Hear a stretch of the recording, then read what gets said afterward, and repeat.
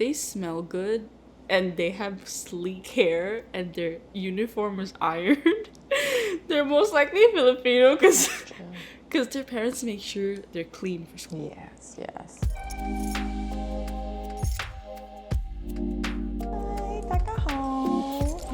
Hello, Lên Trai Làng Lưỡi. Hello, Linda. Yes, yes, yes. Today we are going to talk about growing up Filipino in a Chinese school. Bebot. Nawagin. Oh my god. I thought you would know it, bro. Okay, so fun fact, if you guys don't know yet, we are both actually half Filipino.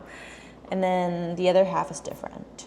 But we both share Filipino, like that common taste, common flavor, she has a Filipino dad, I have a Filipino mom. common ingredient.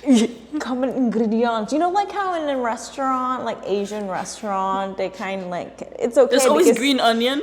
There's always green onion. There's always soy sauce. We're the shrimp paste, the bagoong kind of ingredient. Oh yes, or taho, taufufa. It's like there's that similarity. Yeah. That's nice. And if people don't know, because people can also not know this, that there's a lot of Filipinos particularly in Macau, Hong Kong, working as domestic workers. That's how my mom went to Macau in the first place, and also my dad to try to look for work. It's like a hot spot to look for work in the 90s. Yeah, because right? I think generally in the Philippines, like at least that's for my dad's case, people try to go out to find better job opportunities. I think a lot of people go to Dubai as well. Mm-hmm. I had like aunties. You remember Auntie Gai Gai? Oh my god, yes. I remember Auntie She like worked in Dubai, and like there's like other generally people go out for like better job opportunities. It's like, you know what, OFW was like, it was the cool backpack trend before backpacking and like traveling on a budget. It was a thing because you go out and you work. Yeah, that's true. But at the same time, also like you're also traveling. You wouldn't want to go out there if you don't like to travel too. Like there. Yeah. So. And I mean, yeah, not just like domestic helpers, but like I feel like a lot of Filipinos in Macau and Hong Kong have become very local. Yes, exactly. Right? Like, it's like Yasmin and I are born there in Macau. That's why Outcast the 853. That's what we are.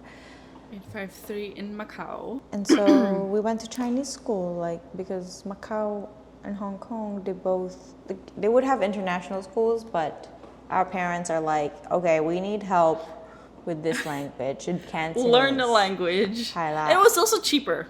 Yes, no, for sure. Yeah, that's true. International school, like, oh my god, like comparable with Americans' college tuitions.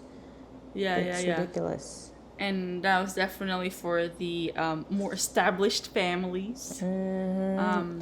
There were like cheaper English schools, but yeah, it's like, it was just like a win-win also to be in a Cantonese school, and a public school. I think also it gave my mom hope maybe to push me towards getting residency in the future.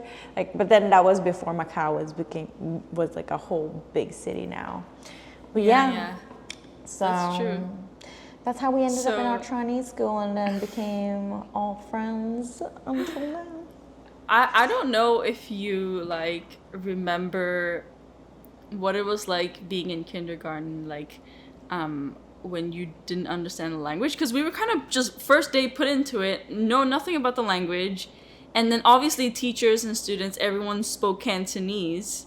I mean, I know this was years ago, but I feel like I have a very tiny vague memory of being so lost in the classroom, what the hell is this? I don't even know how long it took for us to understand what was happening. We had to sit like this in the, I remember kindergarten, right? You gotta put your arm back and then the pose that we have in kindergarten it's true. That's why we're so arch now. That's why I remember seeing people doing it, and I'm like, oh, and then you just follow along. I think I remember vividly. You just copy paste even if you don't understand. Exactly. mind you, like our parents didn't speak Cantonese, so Sri Lankan dad, Filipino mom. yeah. And then she has So, Brazilian yeah. mom. So even though Portuguese is the second language, like in the school, it was all Cantonese. Yeah, and like, you know, we went to school to learn the language from scratch, but for people, they already kind of spoke that with their parents, you know, they know those words, and so that's why we kind of started off like in a different It's true. different beginnings in the race. It's like alternate universe of in America, if someone migrated and they don't, like their parents don't know the language, they don't know English, right? I think maybe it a lot of like maybe Latinos could relate to it, like if their parents didn't speak English and they learn everything from school, then it's like Yeah, like that. Exactly. Something like that. And then, so we had to like work double time we really had to reach out and ask like questions. We usually aren't sat together, which is for our benefit, to be honest. That way we get to push to talk to other Cantonese people. Like, it's like, oh, what does this mean? yeah. It's funny because I think the majority of foreigners in our kindergarten or elementary, they were Filipinos. Like some Portuguese, maybe Portuguese mixed. too, yeah. Yeah, like, or if not Portuguese, like Portuguese-speaking countries in Africa, you know, like mixed Angola, with, yeah. exactly. Like, but usually they're in the Portuguese school. If they're not, then they're in our school maybe. And I feel like in our grade it was us, and then maybe like older kids where there was like one or two spread out. Yeah. That's So, true. We have our local schools, and it's Zhongpo, right? Zhongpo. It's Chinese and Portuguese, yeah. So there's Portuguese class as well. Yeah. And Do you like recall any like moments where you were teased for pronunciation? oh my god. Like I think I'll be like ngo, oh, I said oh instead of ngo, you know, like hang ngo, my oh. Sexy oh, I'm like, Or like goka, right? Like you don't. yeah, koka. Yes, exactly. And yeah, pronunciations, even with Portuguese, remember they would make you do like ra, re, ri, ro, ru. Oh like, yeah, that's the part where we would be better at because we would know the rrr. Yes. Like Like that's some of them and it's like some of them would be like it's almost like a status thing. Like for like if you're local Chinese and you know how to curl do that R sound, it's like oh, I'm better than everyone. I don't know, like for the locals. I don't know if you agree, but that's kind of how I felt from them. Quái mũi ca hay sách ta quyển này là. I'm like, yeah, that's true. But there are some people in America that they can't. Oh, it's hard. hard. Low lexi. Filipino kids for sure can do. I feel like whenever I'm pretending to ride a motorcycle, I'm like brum brum brum. I just remember always like remembering that, especially when I'm in Philippines. I would be like remembering brum brum. Broom, where you get the broom? Oh, broom get the floor. Oh my god. Palo, sige. Yeah. That's true. And I wonder if I feel like we have very different experience, even though we're half Filipino. Like you have a Filipino mom, I have a Filipino dad. I feel like they were both very strict. Growing up as half Filipinos, like around like the local Chinese, right? You mentioned like we're not always put together like in seats, and another reason for that is because we're also pretty loud and expressive, and it kind of feels like the Latina energy. yes. But then like if you compare it but we grew up in an environment where the culture is more reserved, you're quiet, you're not so expressive. That's so true. And then so we're just being seen. We're just seen as noisy and loud. Yes, super. And it's like slightly looked down upon. I feel, like people don't like that. Like it's exactly. I mean, not necessarily like classrooms or friends, but like on buses or public situations. They're like very quiet. They don't talk. Like, God forbid you like look at them for 2 seconds too long. Moment. Like, I can count a few times. That's why I'm so scared of looking at people in the eye, because I don't know what they're gonna react and what they're gonna think. Like me looking at them, like now because of all the drama. But yeah, it's I for sure though cannot handle my volume. There's times I'm like, whoa, I am very loud that time. I'm like, and I'll be like, I'm so sorry. I don't realize my volume. I mean, I sent my husband a reel the other day, and it was this like half Filipino girl. I think she's like in Canada or something, and she was talking about how like, oh, growing up Filipinos, like you have to learn to control your facial expressions, because automatically if we don't like something, it's like, oh my God, yes. I think your face sometimes like. I know, and then he would be like, why do you like, it's almost like, why do you hate me so much? I'm like, I don't hate you so much, I just don't like what you're talking about. But then it like it's so expressive that for them it's like, oh, but it means extra. The opposite like effect. Oh, really? They're like, why are you so cheerful? Why are you smiling so much? But I'm smiling because I don't want them to think I'm not happy. You know what I'm trying to say? Like, it's like my resting face. It can look very depressing. Like, like, it's like, so I'm smiling because I want to be nice. But they always say like, oh, you're so cheerful. And I'm like, am I offending you by being smiley? Like, Oh, interesting. Yeah, for me, like, it's definitely like learning to control the expressions. Yeah, it's glad to know you're not alone. Like social media and stuff. Yeah, that's why I sent it to my husband, because then I'm like, don't take it personally. This is just how I grew up. Exactly, and then you see you got people relating to you, so you're like, see, I'm not crazy. I'm not crazy. But they can be loud too, like the local kids. True.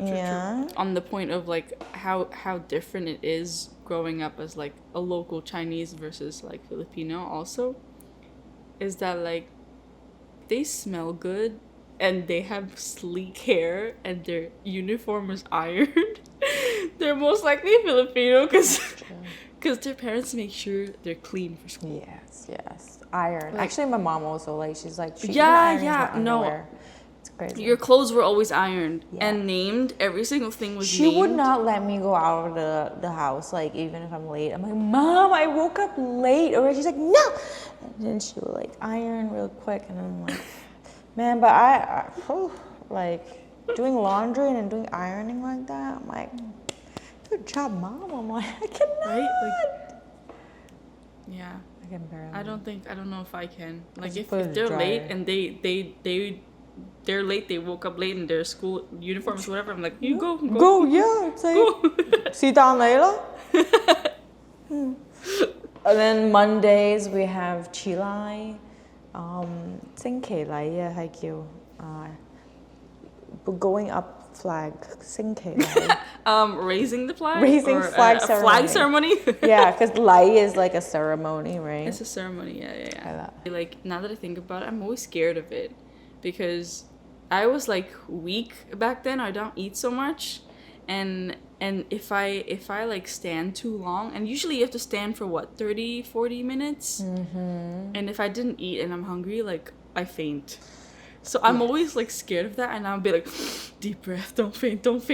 Like, it's like so sunny there, and Macau is like, and you're like, what, 7-year-old? You start from like a P1. Yes, people fainted.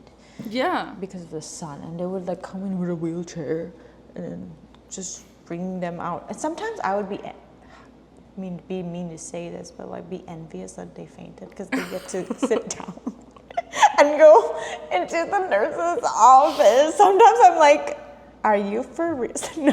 No, I'm just kidding. I'm like, are you? I'll be like, because sometimes it's people we know in our like same, year or something. I'm like, she's fine. Are you pretending? You're steering Are you trying to get away from Sinke Lai? Exactly, because you gotta stand there, look at the flag, pay your respects, and then the teacher talks, like the principal and the teacher. Oh my they God, talk. yeah. But sometimes there's like awards, like awards of the week from last week or something. Like for me, like I would have my long jong bei choi, like Oh sometimes. yeah, your Poetry reciting. Yes. If you speak English like fluently, like if you spoke English at home, especially Filipinos, like it's like you are getting signed up for reciting. And so I was signed up for reciting. It's like also you a were good way good for at me it too. my You were merits. like expressive. Yeah, it's good for me for my merits because I have so much bad ones, like kutim. Kutim is the bad one, and No, you were you were good at like creative things, and then I was good at academically, academic like grades. Oh, so good! You're so good at it. Yeah. We'll have lunch together. We would have like a long lunch. By the way, in America, they only get like 30 minutes. Do you know you have 30 Yeah, We get 2 hours. that's true. We could even go home, take a nap. I would go home to save money, and I would like save my parents' lunch money that they gave me, and then I would go home and eat like home food, so you get some allowance. I remember my dad always prioritized like healthy lunch. And so I remember sometimes you would have like rice and then the Filipino sausage, the red one. Oh, like the tender juicy hot dog? Yes, So the red good. one, sometimes with cheese inside. Yes, that's And then the I would best. look at it and I was like, oh, I want that. And then I opened my lunchbook, it's like rice and mungo. Oh my god. Thank you, Papa, for trying to make me feel healthy. I'm so grateful. But at the same time, I'm like I look at yours and I'm like, I want that. And then like some people, like if some people ask like, what is that? Like me I'm like, mungo. Monggo ah. Mungo, 你食芒果？綠色喎，綠色一粒粒嗰啲叫芒果。綠豆啊，綠豆沙。That's true. It's like 綠豆沙 but with 豬肉。Oh my god, that's the Mongol. No, yeah. Every time I have tender juicy hot dog, they're like, "Wow, 咁紅嘅?" And then they're like, "Wow, so 食 good." 素啊，多食素係啊，啊。like, but dude, tender juicy hot dog is so yummy. Like I was obsessed with that. It's so good. I ate so good. unhealthily. It's hilarious, but so good. I don't know why it's red, but what about char siu? Char siu 夠紅啦。咪係咯， Char siu is 叉 also 燒都有。When I look up ingredients for 叉燒, there's the red stuff to make it look red. I don't want to make char siu. Do you? I tried twice. Oh. And it's pretty close, Cool. I'd say. I like learn after moving away. I feel like after you move out of your country, you make more effort to connect to your country. Yeah, back Yeah. to home. I feel like if we were living in Macau, we would never do anything regarding Cantonese. Oh, true. Yeah. How? Like, why? Why would we? It's Why like- would I? Yeah. Why would I? Exactly. And so coming here, that's when I started learning to make local food that I like to eat. Yeah, Because you don't find it. Nice. Even Filipino food is hard to find around here, like unless you know Filipinos. Yeah. I guess where you are is pretty far like from stuff. I have one Filipino like small. I just love New even York! if it's like a small one, like a small local one. They make like the hot food and like before Christmas they just go there and buy and like it's so busy and then so Oh my nice. God. It's good. At the end of the day, like I'm just like grateful like for like our parents, like trying like going somewhere else for better job opportunities and then crazy to think that we're here And in Macau's America so now. Like, safe. If you think about it, growing up in Macau was like a very was safe safe. choice from our parents. I A lot know, of them yeah, can't it's like even have their like families there in Macau or Hong Kong with them, like because they can't make the income, you know. My parents got like blessed to be working for a school and not like just domestic helpers. So that's hard to do. And, you know, to be able to have actually your kid go to school in Macau. Right, in some cases.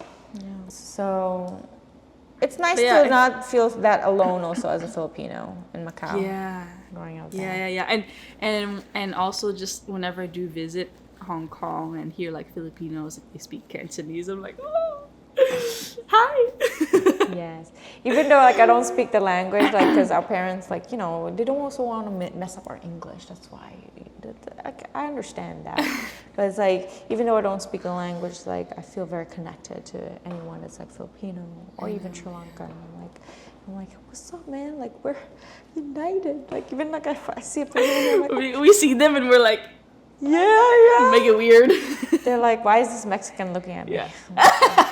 People keep thinking I'm Mexican here. Why is she smiling at me? Yeah.